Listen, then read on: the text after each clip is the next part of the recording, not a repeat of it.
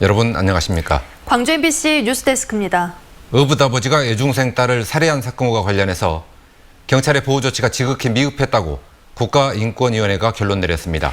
인권위는 조사한 경찰관들 가운데 어느 누구도 아이의 안전을 신경 쓰지 않았다고 꼬집었습니다. 보도에 김철원 기자입니다. 지난 4월 27일 무안군의 한 농로에서 의붓아빠에 의해 살해된 12살 여중생 사건.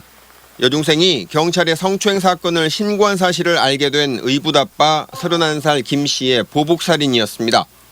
하지만 경찰이 제대로만 대처했더라면 막을 수 있었던 범죄였다는 게 국가인권위원회의 결론입니다. 여중생이 의붓아빠의 성추행을 목포경찰서에 신고한 것은 살해되기 18일 전인 4월 9일. 하지만 목포경찰서는 관할이 아니라며 6일이 지난 4월 15일 광주경찰청에 사건을 이첩했고 광주경찰청은 그로부터 8일이 지나서야 사건을 접수했지만 그나마도 여중생이 죽고 난 뒤에야 수사를 시작했습니다. 피해 사실 관련해서 보다 좀 더한 수사를 하기 위해서 피해자 측하고 접촉을 해야 되기 때문에 여중생이 신변 보호를 요청했다 취소했는데 담당 경찰관은 보호자인 친아버지 확인도 없이 취소를 받아줬고 이 사실을 알고 있어야 할 학대 예방 경찰관에도 알리지 않았습니다. 인권위는 여중생의 학대 신고와 관련한 11명의 경찰관을 조사한 결과 어느 누구도 아이의 심리 상태와 안전에 관심이 없었다고 꼬집었습니다. 경찰은 범죄 피해자에 대해서 보호하고 지원하는 체계가 좀 갖춰져 있습니다. 그런데 이런 시스템이 전반적으로 작동하지 않았고. 인권위는 해당 경찰관들에게 경고와 주의 조치를 할 것과 피해자 보호에 공백이 생기지 않도록 제도를 개선할 것을 경찰청장과 보건복지부 장관 그리고 법무부 장관 등에게 권고했습니다. 한편 의붓딸을 살해한 혐의로 재판에 넘겨진 의붓아빠 김 씨와 친어머니 39살 유 씨는 현재 1심 재판을 받고 있습니다. MBC 뉴스 김철원입니다. 30대 엄마가 9개월 된 아이를 아파트 5층에서 던져버렸습니다. 아이는 숨졌습니다. 장애를 갖고 있는 엄마 아빠의 사소한 다툼과 오해에서 참극이 비롯된 것으로 보입니다. 남궁욱 기자가 취재했습니다. 광주의 한 영구 임대 아파트입니다. 오늘 새벽 이 아파트 5층에서 생후 9개월 된 남자아기가 떨어졌습니다. 주민 신고로 출동한 119 구급대가 아이를 병원으로 옮겼지만 30분 만에 숨졌습니다. 아기를 던진 사람은 36살 엄마 유모 씨. 경찰은 유 씨가 아파트 복도 창문으로 아기를 던진 것을 확인하고 긴급 체포했습니다. 물을 안 끓여서 제가 던져버렸다고 그런 말을 또 하면서. 지적장애 3급인 유 씨는 경찰 조사에서 남편과 싸운 뒤 아기를 병원에 데려가기 위해 밖으로 나왔다가 다시 집으로 들어가려 했는데 남편이 문을 열어주지 않아 홧김에 그랬다고 말했습니다. 바뀐 현관문 비밀번호를 알지 못해 1시간가량 집으로 들어가지 못하면서 화가 치밀었다는 겁니다. 그 시각 남편 47살 김모 씨는 집 안에 있었습니다. 유 씨는 1시간 가까이 초인종을 누르고 문을 두드렸지만 청각장애가 있는 김 씨는 보청기를 빼놓고 잠이 들어 그 소리를 듣지 못했습니다. 별다른 직업이 없는 이 장애인 부부는 지난해 11월 아이를 출산한 뒤 최근까지도 자주 다퉜던 것으로 전해졌습니다. 경찰은 유 씨에게 살인 혐의를 적용해 구속영장을 신청했습니다. MBC 뉴스 남궁욱입니다.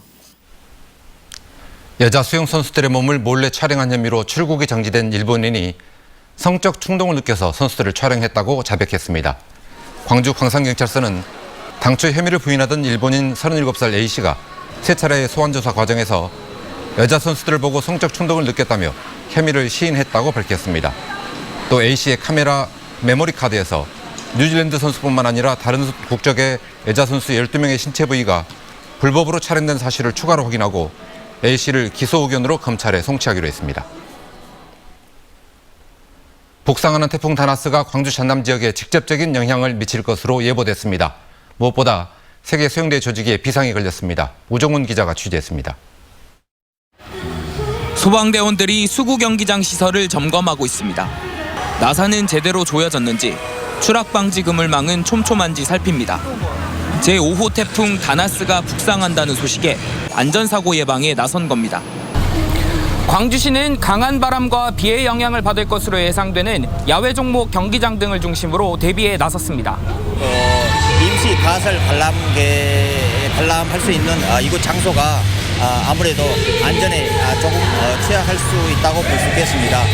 태풍은 오는 토요일 오후 여수에 상륙할 것으로 보여 내일부터는 광주와 전남이 영향권에 들면서 많은 비와 바람이 예상됩니다. 약 사흘 동안 태풍의 영향권에 드는 셈인데 안전 문제도 문제지만 이 기간 동안 야외에서 치러지는 수영대회가 제대로 열릴지 걱정입니다. 여수에서 열리는 바다 마라톤 대회인 오픈워터와 수구 경기, 하이다이빙 등이 문제입니다. 오픈워터 수영대회가 있는 19일 여수 앞바다에는 지금 바람이 강하게 불고 물결은 1.5에서 3m로 점차 높아지겠습니다. 조직위원회는 모든 경기장이 초속 35m 강풍을 견딜 수 있게 돼 있어 경기하거나 관람하는 데는 지장이 없을 것이라는 입장입니다. 다만 경기를 치르기 힘들 정도로 바람이 세게 불거나 비가 많이 올 경우 경기 일정을 연기할지 여부를 고심하고 있습니다. 종합적으로 판단해서 기술위원장과 심판들이 함께 논의한 다음에 우리 팀 리더분들, 쉽게 하면 감독, 각국에서 오신 감독들한테 전달이 돼서 전혀 문제가 없이 대회가 진행이 되리라 믿고요. 대회 중반으로 접어들고 있는 광주 세계 수영 선수권 대회. 북상하고 있는 불청객 태풍 때문에 대회 관계자들이 촉각을 곤두세우고 있습니다. MBC 뉴스 우종훈입니다.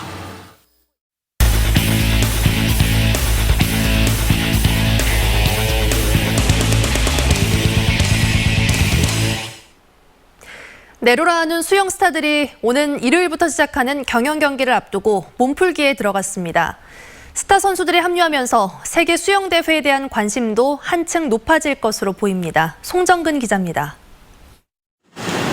지난해 아시안게임 여자 200m 개인 혼영에서 금메달을 딴 김서영 선수가 남부대 주경기장에서 물감을 익힙니다. 김 선수는 적응 훈련 첫날 무리하지 않고 차분히 물살을 가르며 컨디션을 점검했습니다.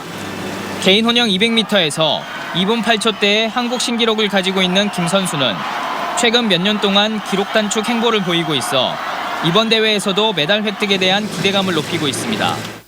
시합에 필요한 스피드 훈련을 마지막으로 훈련했습니다. 그래서 지금 현재 우리가 계획했던 대로 훈련이 잘 됐다고 판단하고 있습니다. 김서영 선수 이외에도 세계적인 수영 스타들이 남부대 메인풀에서 몸을 풀기 시작했습니다. 다른 선수들보다 일찍 선수촌에 입촌한 차이나 특급 순양 선수는 자신의 주력 종목인 400m에서 4연패를 기록하기 위해 코치진과 훈련에 집중하는 모습이었습니다. 또 지금까지 14개의 금메달을 획득한 미국의 KT 레데키 선수가 무안공항을 통해 광주에 입성했습니다. What is your goal this world tournament? To have a great time and represent Team USA well. Yeah. How many gold medal will you get? Yeah. How many gold medal? We'll see. 또 지난 대회 7관왕을 차지하며 수영 황제 펠프스의 후계자로 주목받고 있는 카일렙 드레셀 선수도 적응 훈련을 시작했습니다. 광주에서 이렇게 수영 선수권 대회 열려서 이제 너무 좋고요. 세계적인 선수, 순양 선수라든지 뭐 다른 선수들, 세계적인 선수들을 이렇게 광주에서 이렇게 볼 수 있게 해서 너무 좋고 기대됩니다. 수영대회에서 가장 많은 42개의 금메달이 걸린 경영 종목. 선수들은 오는 21일부터 물속에서 가장 빠른 선수가 누구인지를 가리는 진검승부를 펼칠 예정입니다. MBC 뉴스 송정근입니다.